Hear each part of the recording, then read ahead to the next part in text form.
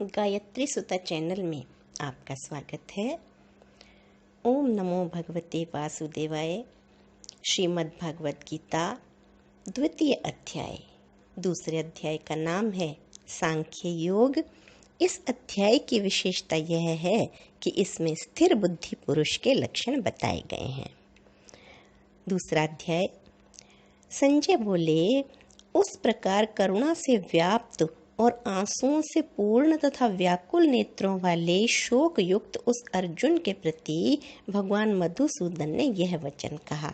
श्री भगवान बोले, हे अर्जुन, तुझे इस असमय में यह मोह किस हेतु से प्राप्त हुआ? क्योंकि ना तो यह श्रेष्ठ पुरुषों द्वारा आचरित है, ना स्वर्ग को देने वाला है और ना कीर्ति को करने वाला ही है।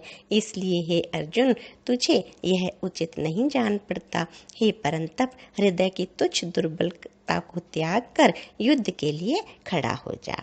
अर्जुन बोले, हे मधुसूदन, मैं रणभूमि में किस प्रकार बाणों से भीष्म पितामह और द्रोणाचार्य के विरुद्ध लड़ूंगा? क्योंकि हे अरिसूदन, वे दोनों ही पूजनीय हैं।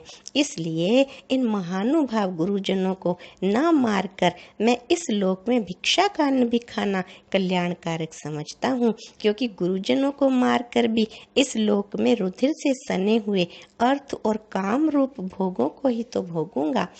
हम यह भी नहीं जानते कि हमारे लिए युद्ध करना और ना करना, इन दोनों में से कौन सा श्रेष्ठ है। अथवा यह भी नहीं जानते कि उन्हें हम जीतेंगे या हमको वे जीतेंगे। और जिनको मारकर हम जीना भी नहीं चाहते, वे ही हमारे आत्मीय धृतराष्ट्र के पुत्र हमारे मुकाबले में खड़े हैं।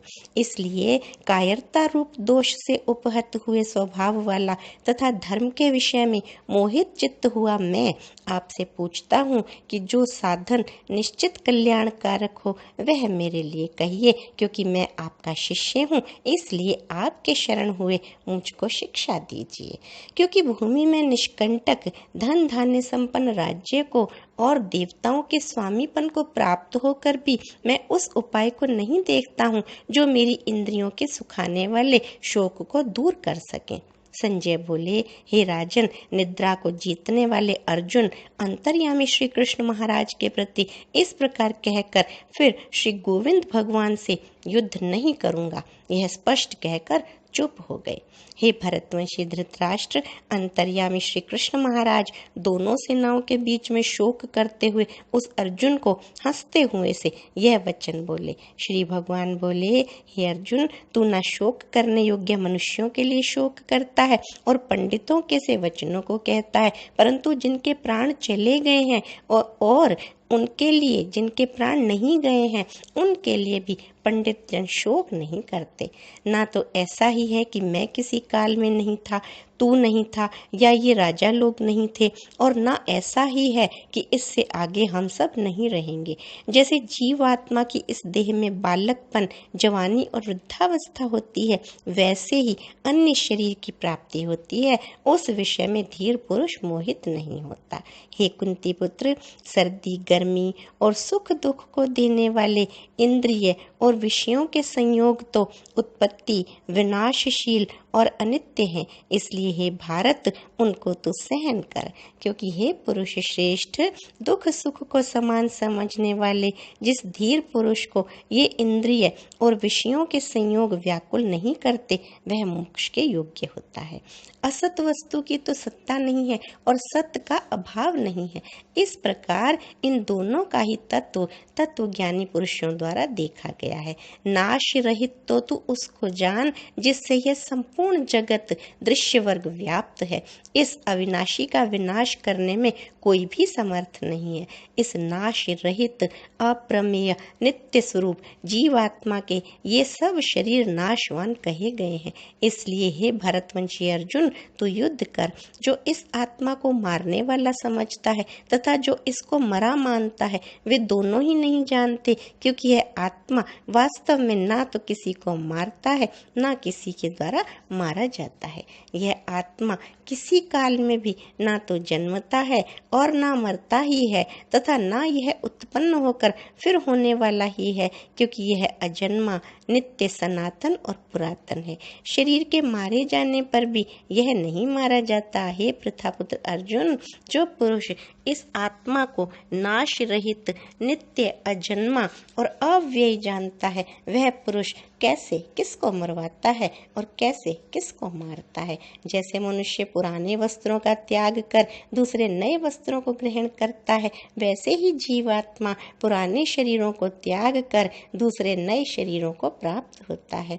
इस आत्मा को शस्त्र नहीं काट सकते, इसको आग नहीं जला सकती, इसको जल नहीं गला सकता और वायु नहीं सुखा सकता, क्योंकि यह आत्मा अछेद्य है। यह आत्मा अदाह्य, अक्लेद्य और निस्संदेह अशोष्य है, तथा यह आत्मा नित्य, सर्वव्यापी, अचल, स्थिर रहने वाला और सनातन है। यह आत्मा अव्यक्त है, यह आत्मा अचिंत्य है और यह आत्मा विकार रहित कहा जाता है। इससे हे अर्जुन, इस आत्मा को उपयुक्त प्रकार से जानकर तू शोक करने के योग्य नहीं है, अर्थात तुझे शोक करना उचित नहीं है। किंतु यदि तू इस आत्मा को सदा जन्मने वाला तथा सदा मरने वाला मानता हो, तो भी हे महाबाहो, तो इस प्रकार शोक करने के योग्य नहीं है, क्योंकि इस मान्यता के अनुसार जन्मे हुए की मृत्यु निश्चित है और मरे हुए का जन्म निश्चित है।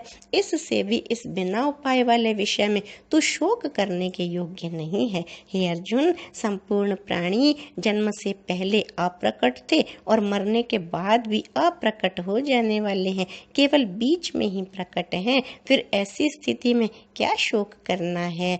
कोई एक महापुरुष ही इस आत्मा को आश्चर्य की भांति देखता है और वैसे ही दूसरा कोई महापुरुष ही इसके तत्व का आश्चर्य की भांति वर्णन करता है, तथा दूसरा कोई अधिकारी पुरुष ही इसे आश्चर्य की भांति सुनता है और कोई कोई तो सुनकर भी इसको नहीं जानता। हे अर्जुन, यह आत्मा सबके शरीर में सदा ही अवध्य है। इस कारण संपूर्ण प्राणियों के लिए तू शोक करने के योग्य नहीं है, तथा अपने धर्म को देखकर भी तू भय करने योग्य नहीं है, अर्थात तुझे भय नहीं करना चाहिए, क्योंकि क्षत्रिय के लिए धर्मयुक्त युद्ध से बढ़कर दूसरा कोई कल्याणकारी कर्तव्य नहीं है। हे पार्थ, अपने आप प्राप्त हुए और खुले हुए स्वर्ग के द्वार रूप इस प्रकार के युद्ध को भगवान भाग्यवान क्षत्रिय लोग ही पाते हैं। किंतु यदि तो इस धर्मयुक्त युद्ध को नहीं करेगा तो स्वधर्म और कीर्ति को खोकर पाप को प्राप्त होगा, तथा सब लोग तेरी बहुत काल तक रहने वाली अपकीर्ति का भी कथन करेंगे, और माननीय पुरुष के लिए अपकीर्ति मरण से भी बढ़कर है। और जिनकी दृष्टि में तू पहले बहुत सम्मानित होकर अब लघुता को प्राप्त होगा, वे महारथी लोग तुझे भय के कारण युद्ध से हटा हुआ मानेंगे। तेरे वैरी लोग तेरे सामर्थ्य की निंदा करते हुए तुझे बहुत से न कहने योग्य वचन भी कहेंगे। उससे अधिक दुख और क्या होगा? या तो तू युद्ध में मारा जाकर स्वर्ग को प्राप्त होगा, या संग्राम में जीतकर पृथ्वी का राज्य भोगेगा। इस कारण ही अर्जुन, तू युद्ध के लिए निश्चय करके खड़ा हो जा। जय पराजय, लाभ हानि और सुख दुख को समान समझकर उसके बाद युद्ध के लिए तैयार हो जा।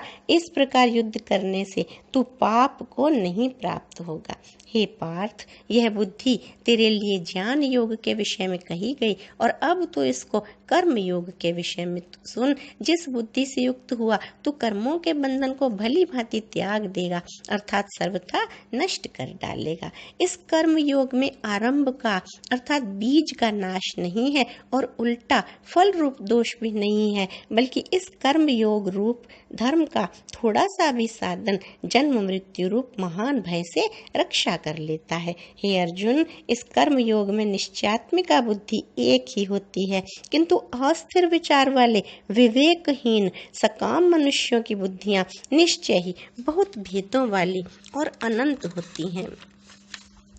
हे अर्जुन, जो भोगों में तन्मय हो रहे हैं, जो कर्म फल के प्रशंसक वेद वाक्यों में ही प्रीति रखते हैं, जिनकी बुद्धि स्वर्ग में ही परम प्राप्य वस्तु है और जो स्वर्ग से बढ़कर दूसरी कोई वस्तु ही नहीं है, ऐसा कहने वाले हैं, वे अविवेकी जन इस प्रकार की जिस पुष्पित अर्थात दिखाऊ शोभायुक्त वाणी को कहा करते हैं, जो कि जन्म रूप कर्म फल देने वाली एवं भोग तथा ऐश्वर्य की प्राप्ति के लिए नाना प्रकार की बहुत सी क्रियाओं का वर्णन करने वाली है, उस वाणी द्वारा जिनका चित्त हर लिया गया है, जो भोग और ऐश्वर्य में अत्यंत आसक्त हैं, उन पुरुषों की परमात्मा में निश्चयात्मिका बुद्धि नहीं होती।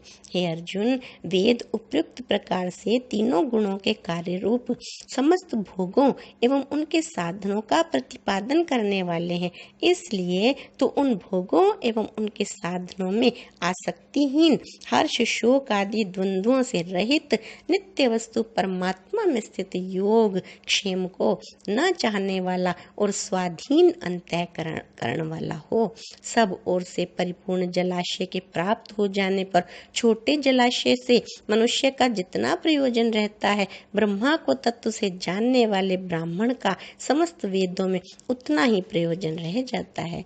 तेरा कर्म करने में ही अधिकार है, उसके फलों में कभी नहीं, इसलिए तू कर्मों के फल का हेतु मत हो तथा तेरी कर्म ना करने में भी आसक्ति ना हो। हे धनंजय, तू आसक्ति को त्याग कर तथा सिद्धि और असिद्धि में समान बुद्धि वाला होकर योग में स्थित हुआ कर्तव्य कर्मों को कर। समत्व ही यह योग कहलाता है।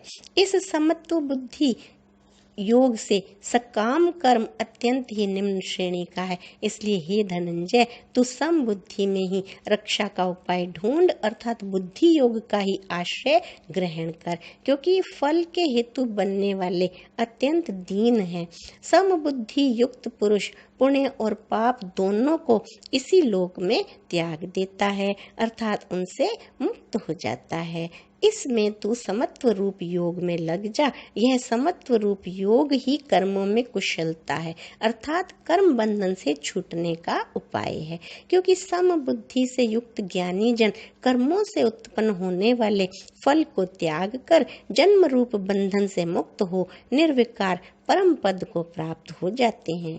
जिस काल में तेरी बुद्धि मोह रूप दलदल को भली भांति पार कर जाएगी, उस समय तू सुने हुए और सुनने में आने वाले इस लोक और परलोक संबंधी सभी भोगों से वैराग्य को प्राप्त हो जाएगा। भांति भांति के वचनों को सुनने से विचलित हुई तेरी बुद्धि जब परमात्मा में अचल और स्थिर ठहर जाएगी, तब तू योग को प्राप्त हो जाएगा अर्थात तेरा परमात्मा से नित्य संयोग हो जाएगा। अर्जुन बोले, हे केशव, समाधि में स्थित परमात्मा को प्राप्त हुए स्थिर बुद्धि पुरुष के क्या लक्षण हैं? वह स्थिर बुद्धि पुरुष कैसे बोलता है, कैसे बैठता है और कैसे चलता है? श्री भगवान बोले, हे अर्जुन, जिस काल में यह पुरुष मन में स्थित संपूर्ण कामनाओं का भली भांति त्याग कर देता है और आत्मा से आत्मा में ही संतुष्ट रहता है, उस काल में यह स्थित प्रज्ञ कहा जाता है। दुखों की प्राप्ति होने पर जिसके मन में उद्वेग नहीं होता, सुखों की प्राप्ति में जो सर्वथा निस्पृह है तथा जिसके राग भय और क्रोध नष्ट हो गए हैं, ऐसा मुनि स्थिर बुद्धि कहा जाता है। जो पुरुष सर्वत्र स्नेह रहित हुआ उस शुभ या अशुभ वस्तु को प्राप्त होकर ना प्रसन्न होता है और ना द्वेष करता है, उसकी बुद्धि स्थिर है। और कछुआ सब ओर से अपने अंगों को जैसे समेट लेता है, वैसे ही जब यह पुरुष इंद्रियों के विषयों से इंद्रियों को सब प्रकार से हटा लेता है, तब उसकी बुद्धि स्थिर है, ऐसा समझना चाहिए। इंद्रियों के द्वारा विषयों को ग्रहण न करने वाले पुरुष के भी केवल विषय तो निवृत्त हो जाते हैं, परंतु उनमें रहने वाली आसक्ति निवृत्त नहीं होती। इस स्थित प्रज्ञ पुरुष की तो आसक्ति भी परमात्मा का साक्षात्कार करके निवृत्त हो जाती है। हे अर्जुन, आसक्ति का नाश ना होने के कारण ये प्रमथन स्वभाव वाली इंद्रियां यत्न करते हुए बुद्धिमान पुरुष के मन को भी बलात् हर लेती हैं। इसलिए साधक को चाहिए कि वह उन संपूर्ण इंद्रियों को वश में करके समाहित चित्त हुआ मेरे परायण होकर ध्यान में बैठे, क्योंकि जिस पुरुष की इंद्रियां वश में होती हैं उसकी बुद्धि स्थिर होती है। विषयों का चिंतन करने वाले पुरुष की उन विषयों में आसक्ति हो जाती है। आसक्ति से उन विषयों की कामना उत्पन्न होती है और कामनाओं में विघ्न पड़ने से क्रोध उत्पन्न होता है। क्रोध से अत्यंत मूढ़ भाव उत्पन्न हो जाता है। मूढ़ भाव से स्मृति में भ्रम हो जाता है। स्मृति में भ्रम हो जाने से बुद्धि अर्थात ज्ञान शक्ति का नाश हो जाता है और बुद्धि का नाश हो जाने से यह पुरुष अपनी स्थिति से गिर जाता है। परंतु अपने अधीन किए हुए अंतःकरण वाला साधक अपने वश में की हुई राग द्वेष से रहित इंद्रियों द्वारा विषयों में विचरण करता हुआ अंतःकरण की प्रसन्नता को प्राप्त होता है। अंतःकरण की प्रसन्नता होने पर इसके संपूर्ण दुखों का अभाव हो जाता है और उस प्रसन्न चित्त वाले कर्म योगी की बुद्धि शीघ्र ही सब ओर से हटकर एक परमात्मा में ही भली भांति स्थिर हो जाती है।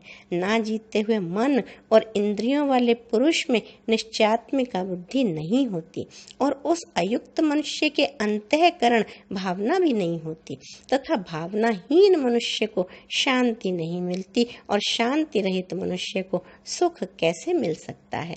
क्योंकि जैसे जल में चलने वाली नाव वायु हर लेती है, वैसे ही विषयों में विचरती हुई इंद्रियों से मन जिस इंद्रिय के साथ रहता है वह एक ही इंद्रिय इस अयुक्त पुरुष की बुद्धि को हर लेती है। इसलिए हे महाबाहो, जिस पुरुष की इंद्रियां इंद्रियों के विषय में सब प्रकार निग्रह की हुई हैं उसी की बुद्धि स्थिर है। संपूर्ण प्राणियों के लिए जो रात्रि के समान है, उस नित्य ज्ञान स्वरूप परमानंद की प्राप्ति में